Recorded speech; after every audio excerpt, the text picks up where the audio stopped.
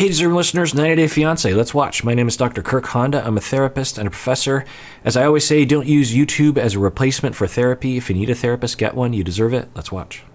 Before coming to America, I didn't really think I was going to miss, like my community, my circle, But temperature said a lot of things that make me to think a lot.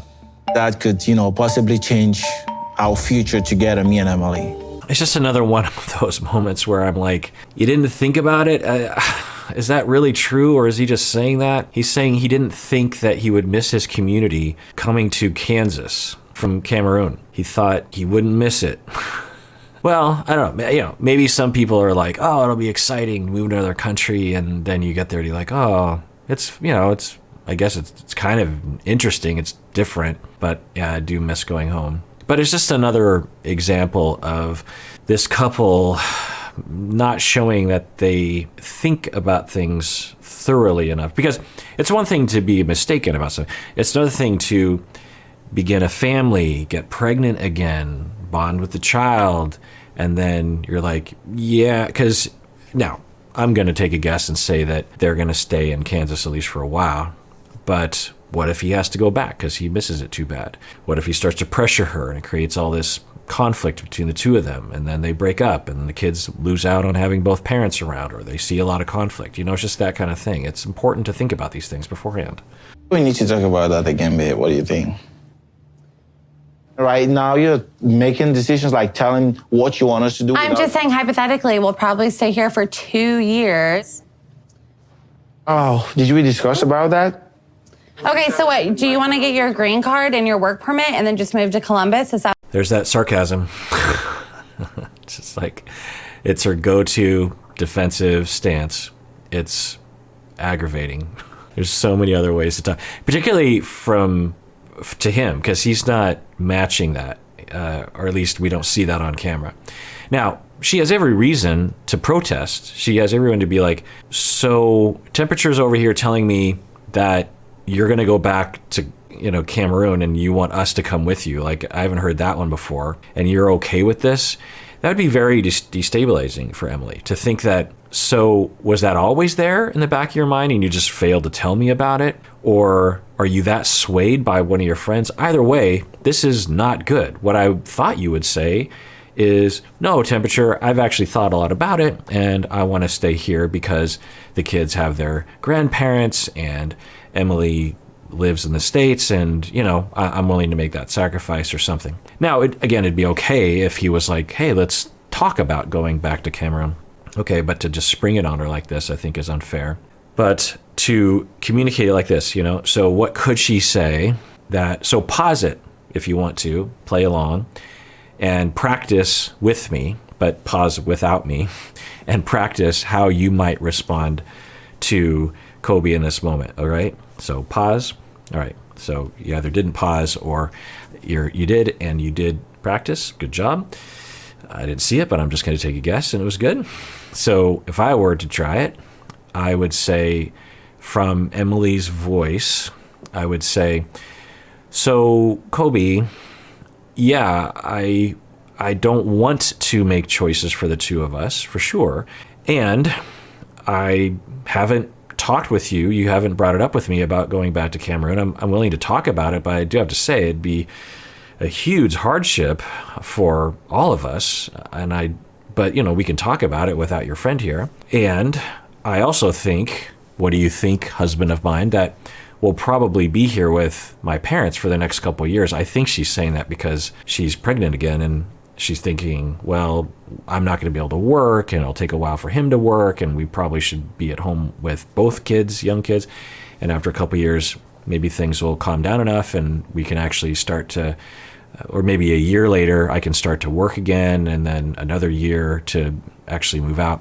Okay, you just say that instead of this sarcasm and this diminish, making him feel small. Is that what you want? Did I say that? Is that what you want? Did I say that? But I'm asking you.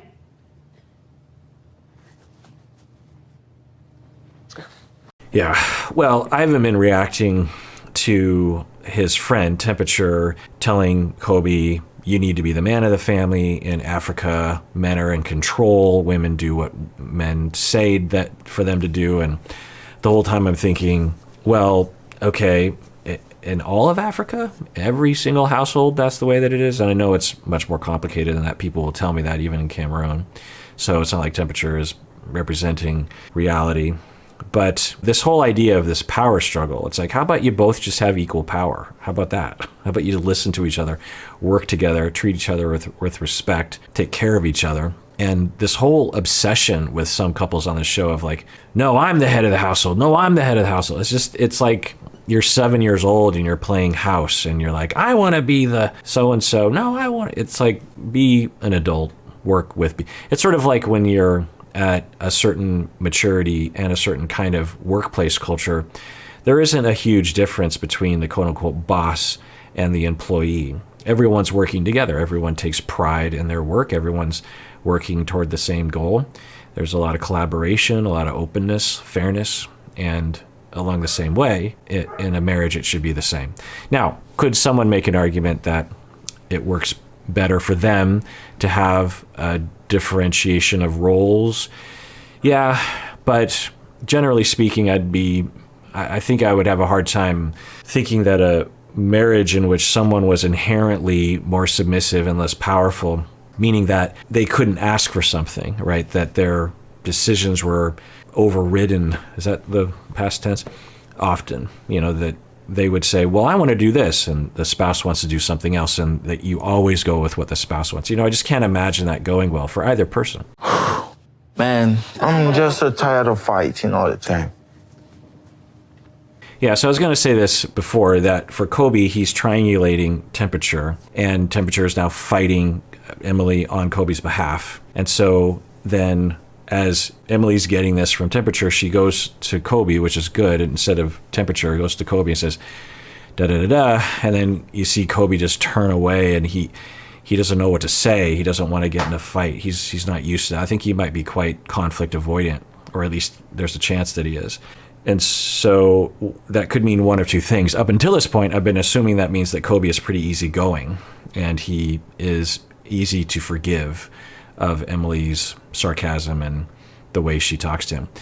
Or he is passively swallowing it and secretly very angry and resentful and is employing temperature to fight for him. I don't know. I still can't really tell. But the risk here is, as Kobe turns away, as Emily lays into him, which causes him to turn away, that this could become, and looks like it might already be, an ongoing pattern, which would not be a good development. For the Emilys of the world, you fast forward 6, 12 months, a couple years, they will complain that their partners are distant and uninvolved. And there's no contact. It's like you don't really feel like your partner is there. And this is when that dynamic begins. Remember, you're starting a new life now, right? Uh-huh. You're building a new family with those two kids. You need to be in a new environment. Okay, wait, stop. You told him? Why would you do that? What the you mean by why would I tell him? Like, oh, yeah. Yeah. I don't know what's happening for Kobe. Would he say, well, I didn't know it was a secret. I just thought it was a secret to the parents, and I can trust temperature? Or is this a cultural thing? Like, I am, in my culture, able to tell my best friends things that's normal for us guys to do, and you can do with your women friends? I don't know. Because I think in a lot of mainstream American couples, this would be a pretty big violation. The boundary around this knowledge, whether you're pregnant or not, for example, is, I think, over time in the last 20, 30 years has become quite formalized in mainstream American culture, where for couples, it's common that they will wait until the second trimester or a certain date to tell everyone about it for a variety of reasons. And I think there's a lot of reasons, which, y'all probably know about. But one of the reasons, I think, is that people want there to be some privacy around that to some extent in the beginning. Not that they're ashamed of it, but that they just want it to be a private couple issue. They might not even tell their kids, for example, or their parents. I remember this was a topic. What was that one show y'all had me watch? And it was an interesting show where the daughters and the mothers were enmeshed. Anyway, what's that show called? Smothered. Yeah, it's kind of an interesting show.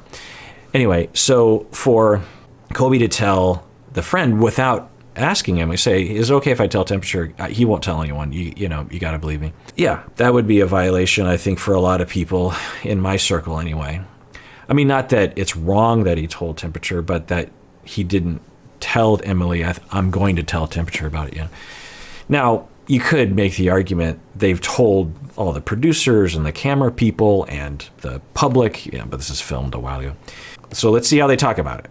I'm going to take a guess and say that Emily is going to be very angry because she, I think, has reasons to be upset, but also she'll amp it up and she will be harsh on some level. I don't think she will go into a sarcastic mode because that's not, I think that's usually as she's defending herself.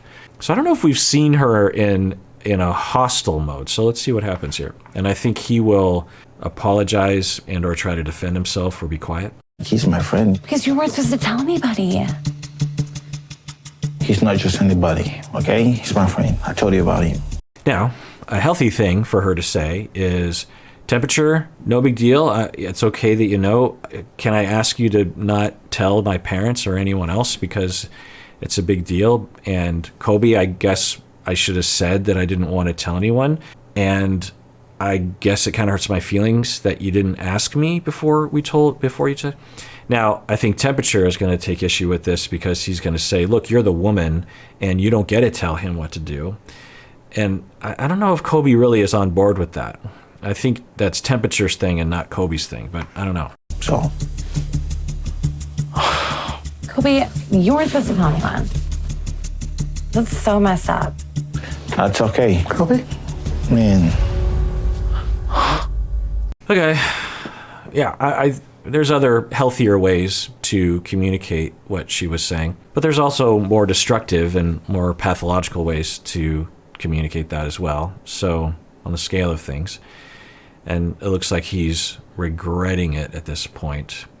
I wonder what his history is like. He seems to be quite triggered by moments like this. He seems like a people pleaser, right? So I wonder if that has something to do with his role in his family growing up. I was very clear with Kobe that no one should know about the pregnancy. Like, him telling temperature, it's making me really uneasy because that's a huge violation of our trust. And it's hard to marry somebody that I can't even trust them. Yeah, I don't know if most people would say that's a reason to break up with someone and not marry them. I think most people, it's not like cheating or something, but, she's entitled to her pain, which I think is real. Especially if it's true that they explicitly said, we are not telling anyone, except for these camera people and the producers and the American public at some point. But if she did have that conversation with him and he did agree to that, then yeah, I was figuring that they just had a unspoken agreement around that he didn't really know. But if she did talk about it, yeah, that's not good. He should have said something. So this is starting to look kind of like Biniam, not so much like Ariella, but a bit like Biniam, in that Biniam seemingly avoids conflict by avoiding talking about things, and then he gets to this point where he'll just forge ahead and thinking, well, I probably should say something, but she's going to yell at me, so I'm just going to keep doing this, and then it all blows up in his face. It's a kind of a mini version of that, maybe.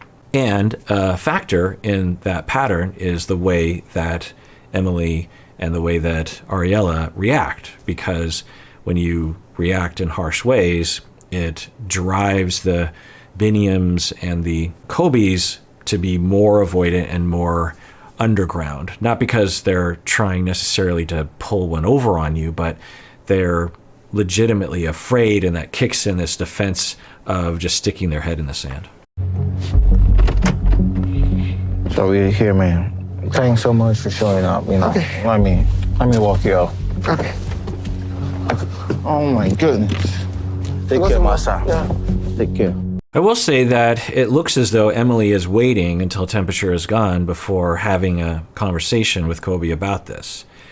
So that's one positive thing. Now, maybe that actually helped her to have some time to think about things, be a little bit more differentiated by the time she has a conversation with him. Let's see.